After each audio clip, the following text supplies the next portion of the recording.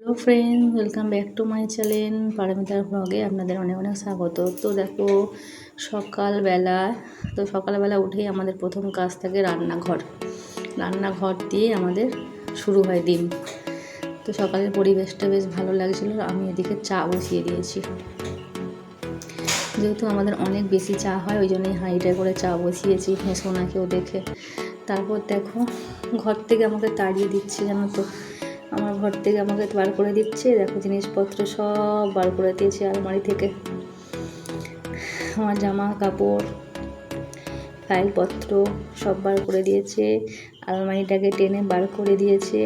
না আমাকে বার করছে না, ঘরের কাজ হচ্ছে, আজ থেকে ঘরের কাজ শুরু হচ্ছে, তার জন্যে ঘরটা ফাঁকা করে দিতে হচ্ছে। তো দেখো এখানে সমস্ত কাগজপত্র আমার বিছানার তলায় জানোই কত প্রেসক্রিপশান থাকে, সেগুলো সব টেনে পরিষ্কার করে দিয়েছে। দিয়ে এবারে খাটটা একটা একটা করে খোলা হবে, খুলে খাটটাকে বাইরে বার করে দেবে। ঘরে কিসের কাজ হবে বলো তো? ঠিক আছে, তোমরা দেখতেই পাবে, দেখতে থাকো। আর আমার ভিডিওটি যদি ভালো লাগে লাইক কমেন্ট শেয়ার সাবস্ক্রাইব অবশ্যই করে দিও। দেখো তোমাদের দাদা ভাই খাট খুলতে এখন ব্যস্ত, প্রচুর পরিশ্রম করেছে গো আজকে ছেলেটা। যাই হোক, এই যে খাটগুলো খোলা হচ্ছে। এই দেখো আমি ঘাঁটতে আমার ছেলের পুরোনো ছোট্ট ছোট্ট জামাগুলো পেলাম, পুরোনো দিনের কথা মনে পড়ে গেল। এই কি সুন্দরই ছোট্ট ছোট্ট জামাগুলো পরাতাম, বিভিন্ন রকমের কালারিং ড্রেস। দেখো কত পুচকি ড্রেস, এখন মনে হয় জানি এগুলো কত ছোট। কতগুলো জামা পেয়েছি, নিয়ে এগুলো একটুখানি বসে বললাম দেখতে। এই একটা দেখো ইয়েলো কালারের, একদম ভালো জামাগুলো, কি সুন্দর। আর দেখো এইটা পেলাম ঘাঁটতেই গেলাম, ঘর গোছাতে আমার বিয়ের মনে হয় এগুলো, বরণডালায় সেসব থাকে না ওগুলো। আর দেখো আমার কলসি, বিয়ের কলসি, নামেই কলসি দেওয়া হয়, কোনো কাজে লাগে না। দেখো কলসির কি অবস্থা, তোমাদের কার কলসি ব্যবহার করে একটু বলো।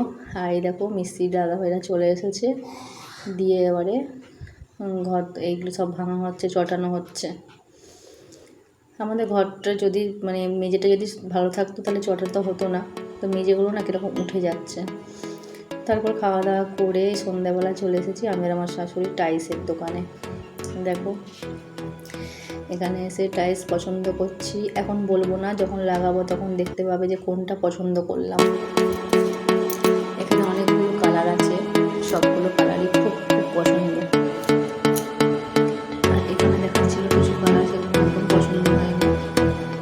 এটা দেখাচ্ছিল আমার পছন্দ হয়নি।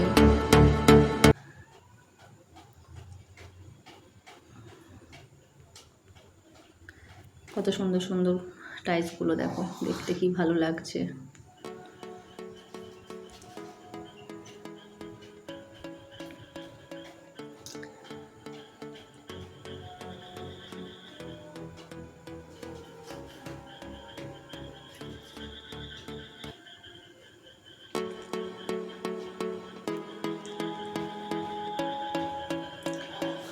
এখানে সব এই যে এই দোকানের দাদাগুলো এসে কথা বলছিল। এইখানে সব বেসিন রাখা আছে, কল রাখা আছে। আমি একটা বেসিনও পছন্দ করে নিয়ে এসেছি। তো কালকে আমাদের মালগুলো সব দিয়ে যাবে ডেলিভারি। আর এখানে দেখো আমি একটু ক্যামেরা করছিলাম, দেখতে খুব সুন্দর লাগছে, সমস্ত পাথরের জিনিস। তো এই দেখো রাধাকৃষ্ণটার দাম বললো 35,000 টাকা। দামটা শুনেই তো আমার হয়ে গেছে। এই রাধাকৃষ্ণটার দাম বলছে 35,000 টাকা, শুনেই ব্যাস আমার আত্মারাম খাঁচা। আর এদিকে দেখো কি সুন্দর সুন্দর, এগুলো সব পাথরের, সাদা পাথর আছে, কালো পাথর।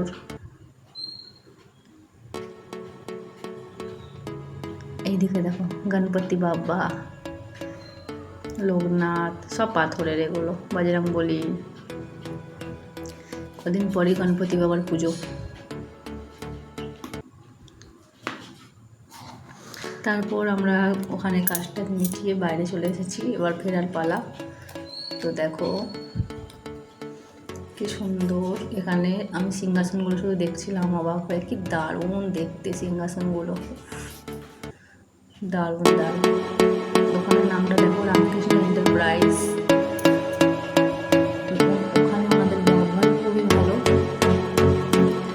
দোকানের ব্যবহার ভীষণ ভালো। আর দেখো সিংহাসনগুলো যেটা দেখছি সেটাই পছন্দ হচ্ছে। যদি কোনো দিনও ক্ষমতা হয় তো এরকম একটা সিংহাসন আমি কিনবো, আশা করি। দেখো তোমাদের পুরোটা ভালো করে দেখাচ্ছি। দেখো এখানে সিংহাসনে, এগুলো পাথরেরই সব, এখানে শাটার দেওয়া দরজা আছে। তারপরেই আমরা বেরিয়ে আসছি। আমি শুধু সিংহাসনগুলো দেখছিলাম। দেখো তুলসী মঞ্চ আছে। দেখো এটা হচ্ছে আমাদের হাওড়া সাঁতরাগাছি স্টেশনের পাশে, মানে এদিকে হাই রোডের পাশে, এদিকে স্টেশনের পাশে, দুটোর মাঝামাঝি দোকানটা। তো হাওড়ায় যারা যারা আসো, মানে সাঁতরাগাছি কাছাকাছি, তারা এই দোকানে অবশ্যই আসতে পারো একবার। এদের ব্যবহারও ভালো, আর বিভিন্ন প্রাইসের মধ্যে জিনিসপত্র পাওয়া যায়। চলো টাটা।